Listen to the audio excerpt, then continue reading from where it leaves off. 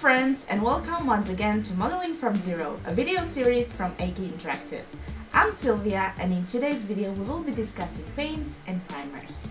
We'll look into all the different options that we can find in the catalog of AK Interactive. We believe that knowing the tools that we have within our reach will make us better scale modelers, and it will allow us to always find the most appropriate solution to each specific problem.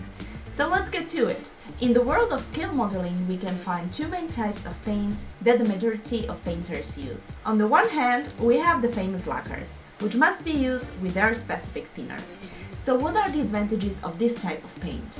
Its composition allows us to work with them for a long time before they dry in the airbrush. And we can use different pressures very easily and without any problems. We could say that we don't have to be experts at airbrushing, as they don't require much experience or preparation. On the other hand, it's important to note that lacquers don't work very well with a paintbrush, although of course there are painters who have mastered that skill, but it takes much longer to learn how to use them properly to obtain satisfactory results in our models. The arguably most important thing to know about lacquers is that we must take precautions when using them. We must wear a mask and gloves, which can be an inconvenience in warm weather. The other type of paint used in scale modeling are acrylic paints. From this range, the best options we can find on the market are certainly third generation acrylic paints from AK Interactive. And what are the main advantages that acrylic paints offer us? Well, as we said before, there are some paints, specifically lacquers, such as real colors, Tamiya or Ganze, that must be used with a mask and gloves preferably, but this is not the case with acrylic paints. Since they are water-based, they are completely harmless. This means that we can use them with an airbrush, and having a door or window open to allow for some airflow is enough, and there won't be any danger to our health or well-being. So what are the disadvantages? As they're acrylic, they are affected by temperature, and this means that they can dry very fast, which can be an issue, especially in the summer. But no worries, as there is an easy solution, and that is the wet palette. We won't go into details about the use of wet palette right now, but just keep in mind that acrylic paints and wet palette go hand in hand, as we'll see in future videos. We have some other options when it comes to painting our scale models, and one of those is oil paint. Those of you who know a thing or two about arts won't need any introduction to oils, but for the rest of you, this kind of paint is oil-based, as the name suggests, and it has a very long drying time, as opposed to acrylic paint. Oil paints are mainly used for weathering and for color variations of the paint. So it's enough to know that, and that they have great workability, as they can take days to dry completely, which gives us more than enough time to correct our mistakes. They also allow us to blend colors in a very subtle way without hardly noticing that transition between colors. They cannot be thinned with water or with real colors thinner. Oil paints require mineral spirits, so we must use thinners such as white spirit or odorless thinner. We know that this is a lot of information, but as this series progresses, we will see how the different paints interact with each other and how we can work with them together to achieve a beautiful scale model in the end. So just try to keep the main ideas in mind, and let's continue. Last but not least, we can also use sprays to paint our miniatures. For example, we can use this olive drab spray to quickly paint our tanks. That way we can paint the base coat very quickly, even if we don't have an airbrush. Having said that, let's look into the different types of primers that we can use, and that will be our focus for the rest of this video. First of all, what it means to prime our scale models. Priming is the preparatory coating put on materials before painting. Basically, using a primer ensures better adhesion of the paint to the surface, makes it smoother, improves the durability of the paint, as well as improves its finish, and makes it easier to spot any errors that we could have made during the assembly process to quickly fix it. When it comes to primers, just like any other paint, we have an infinity of options. In this video, we will focus on the three most commonly used types of primers. We have acrylic primers, we have sprays, and within this category we can find regular colors just like black, white, gray, then some others that are more specifically designed for scale modeling. And then we have the new Wargame color range from AK Interactive, which may better suit our needs if we like Warhammer or fantasy figures in general. Another primer option are microfillers. They work great with real colors, or if we want to paint metal figures or metal parts in general, as this kind of primer is very resistant. First of all, let's talk about acrylic primers. We could say that this is a very forgiving product, as it allows for some user error. Acrylic primers can be used with a paintbrush or an airbrush, and if we decide to go ahead with an airbrush, it is very easy to use the paintbrush afterwards to go over some parts that the airbrush couldn't reach. Overall, we could say that acrylic primers were great. One of the main advantages of AK Interactive is that it offers us a wide variety of acrylic primers. To give you an example, we have black, white, grey, and then we have other colors such as this olive drab, colors that are more specifically designed for scale modeling. We are currently working on American vehicles from World War II, so this specific paint, this olive drab primer, will save us from having to paint another layer, as we will see next. So, continuing with what we have said, we're now going to use this olive drab primer. In this case, we are using an airbrush to apply it. The pressure we're working with is 2 bars, and we have thinned the primer slightly with the 3rd generation thinner. As you can see, the coverage is very good, the model is covered almost completely in just one airbrush stroke, and the paint is matte when dry. And as we said before, even though this model has many recesses, the paint does not pool there. Continuing on our journey through different primers, we have the option of spray primers. This kind of primer is slightly more delicate, but at the same time it's very resistant. However, as the majority of us aren't graffiti artists, they can be a bit tricky for us to use. There are many things for us to consider before applying spray primers. First and foremost, we must never use a spray primer inside of a room, because we could create a cloud of paint fumes floating in the air, and this would be very dangerous. So, what we must do is use them outside. And this means that the day that we choose to do this must have suitable weather conditions. It shouldn't be too hot, it shouldn't be very windy nor humid, and obviously we wouldn't want to work in the rain either. All these conditions could negatively affect our painting process, resulting in various failures when it comes to adhesion, for example. Even when working outside in the open, we must be wearing a mask, and gloves are also strongly recommended. Then we make sure to shake the bottle well, and when we think we've shaken it well enough, continue for another minute. Now, let's see how to prime with a spray. So, you can see that we have a box here that will protect our terrace from the paint. And we have a variety of materials that we are going to prime with our spray primer. There are different plastics as well as metal figure. The most important thing when priming with spray is to start painting outside of the scale model itself, as this way we prevent a possible failure that could be disastrous to our model. Instead, we mess up the box, which is acceptable. Here you can see that we're testing the Wargame color range by AK Interactive. We are priming 2 Space Marines, and we slowly turn the figure around to make sure that the paint reaches all the crevices. Once again, although the paint appears shiny right now, once it dries it will be completely matte, which is great. With this kind of spray, we can achieve a very solid paint base that resists any type of weathering as well as impacts of dyes, and a suitcase that we might transport our scale models in if we like to use them for playing. As we said before, we can also use sprays to give the first coat of color, just like we're doing right now with this Stuart, using the olive drab primer spray. Again, the finish is totally matte when dry, and it protects the scale model. Keep in mind to wait at least a couple of hours after painting with spray to avoid any damages or imperfections. Now let's move on to the next type of primer. At AK Interactive we can also find microfiller primers in black, white, grey. This paint's disadvantage is its strong smell, but it has a very important advantage, which is that it's very resistant. What else should we know? It must be applied with an airbrush, the place where we're going to use it must have good ventilation, we must be wearing mask and gloves, and last but not least, we must let it dry for at least half an hour. The paint comes diluted, but it also works great with it thinner and cleaner.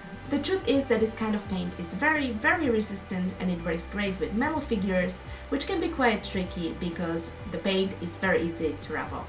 The microfiller range is also suitable as a base for metal colors, which can have the most adherence issues. So that's enough of an introduction.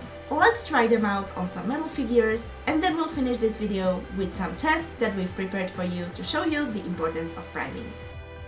Next up, we have the microfillers. We must take into account that they have their own thinner cleaner in case we need to use it. However, we are not using it at the moment, and instead we have applied the microfiller directly onto the metal figure of a British soldier. This will be the base for our torture experiment, coming up next. We have 3 soldiers here, 3 brave men really, who are going to be subjected to our cruel experiments. We have marked each of the bases with the primer that we have used. We have used microfill paint for one and a spray primer for the other. The last soldier does not have any primer. We have also prepared a mixture of brown using our wet palette, and we'll start by applying a layer of the color that we have prepared. As you can see, it is a regular coat, in no way thicker than we would have used normally. So we have painted the lower part of the body, the trousers, and we'll leave the top as is, with just the primer in the case of the 2 of the 3 soldiers, and no base color nor primer in the case of the last one. If you look closely, you can already notice the difference in tone of the color depending on whether we've primed the figure or not. The color is unrealistically shiny when there is just metal underneath. This is just a reminder to all of us that paint behaves differently depending on the base it has underneath.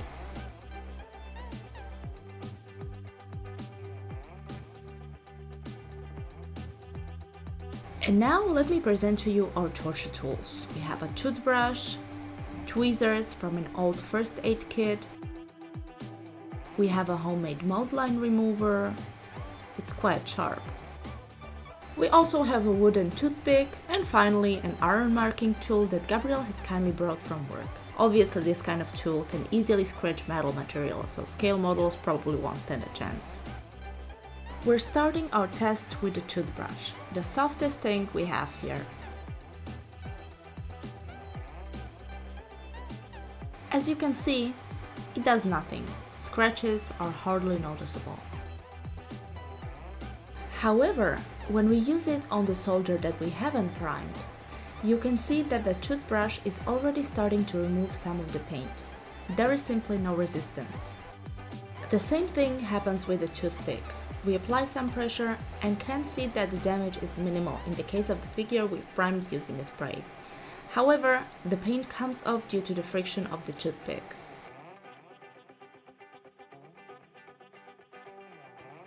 Next, we're using the tweezers on the figure that was previously painted with the microfiller paint and primer.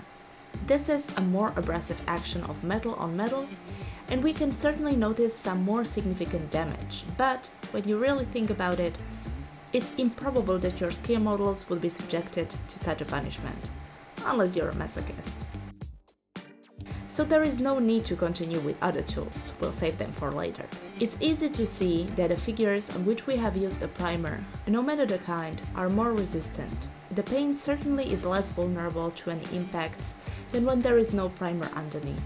For the second part, we have prepared a chassis of an armored car, and we have divided it into 4 parts. On each of them, we will be using different products with or without primer. And then we're gonna test their resistance in the most extreme way possible. Let's start by applying the 3rd generation primer to the first quarter of this vehicle chassis. And afterwards, we apply Dunkelgelb paint on 1/2 with a brush. In this case, I'm using a flat brush to paint flat surfaces, as this way the stroke of the brush will be less noticeable. We apply the same paint on the side of the chassis that we've primed, but this time we do it with an airbrush. Keep in mind that if your needle is very fine, you will need to use some thinner.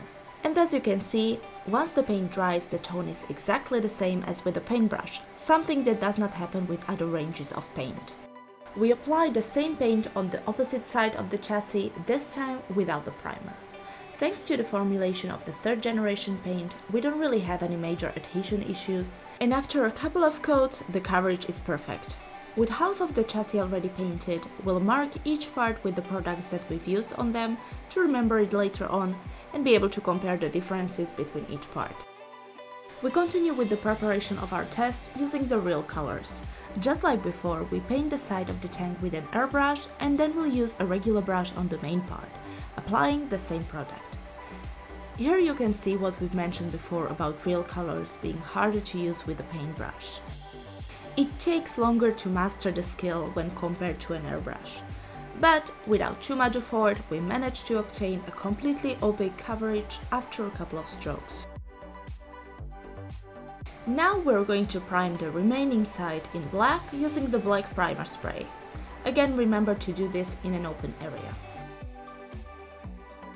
And once back in the studio, we continue to apply the layer of paint, this time only using the airbrush as we've forgotten about the brush. Sorry about that. This is our first time trying out real colors, and we were excited to use some tests to check its adherence and coverage, which we'll discuss in more detail in future videos. Again, we indicate the products used on each part of the chassis, and now the real fun begins. Just like before, we start with the toothbrush on the quarter that we've painted with the 3rd generation paint. You can see that there is no visible damage in the area painted with the brush, and the same can be said about the area painted with the airbrush, although this coat tends to be thinner. Next, we have the area that we've painted with real colors, with black spray primer underneath. We cannot see any hints of the black primer, not even on the edges. This demonstrates the good quality of the primer and the paint. The area with no primer and the 3rd generation acrylic paint shows similar results. The damage caused by the toothbrush is hardly noticeable. And last but not least, the no primer real colors area also survives this round. Next up, we have the toothpick. Although we can see some marks left after the passing of the wooden stick, the paint has not come off at all. It has only been scratched. We can see the same results when it comes to the area that was primed and painted with the real colors. However, when it comes to the area painted with the 3rd generation acrylics without primer, we can already see the plastic underneath. So, already at this stage, it must be noted that the wood is lifting off the paint in areas without a primer. This is a clear visual proof of the importance of priming our scale models. Now we've moved on to the tweezer test, and we're applying pressure to see some candid results. This is the first time that there is a significant damage on the area painted with the real color paint range and primed using a spray primer. After a lot of effort, you can see that the paint is coming off. And no matter the base, once the paint has started to give in, there is no stopping the damage. With each tool that we use, the harm gets worse. And we haven't finished yet. We'll continue with our homemade mold line remover. And we can definitely see some plastic now. Obviously, this kind of tool is very abrasive and damaging, and the areas where we haven't used any primer stand no chance at all. The damage is total, and it's obvious that their endurance is reduced compared to the other two. All of you certainly know someone who claims that it is not necessary to prime our scale models. Well, why not show them these tests as a demonstration of the benefits of primers? We won't tell you whether or not you need to use a primer before painting your scale models. Everyone has their own experience and preferences, but we'll say that by using a primer we can achieve a more resistant finish. That much is clear. And now, to show you clearly that we haven't cheated nor skipped over any step, we'll use alcohol to remove all the paint, as we all know that alcohol is the paint's kryptonite. You can see now that there is no extra layer, we haven't edited anything out, all that is underneath the paint is plastic. And that is exactly what's left when we rub the alcohol over the paint, plastic. We remove one by one all the layers of paint and show you that this is the reality. We're not trying to fool anyone, we're not trying to sell you anything. Simply, what we want to show you are the qualities of each product, how they react to different degrees of abrasion and aggression. We want to show you the importance of priming so that, with these tests, you can draw your own conclusions. That's all for today, painters. We know that it has been a long episode with lots of information, but we hope that we made it clear to everyone that it's important to prime our scale models. I believe that this type of graphic examples, such as this stress test, or the ordeal we have made our British soldiers go through, highlighted the importance of using primers correctly, and we have also got to know many different tools that are at our disposal. So, with that conclusion, we hope to see you again in the next video, where we'll continue to discuss different tools and tricks that will help us when building and painting our scale models. Until next time!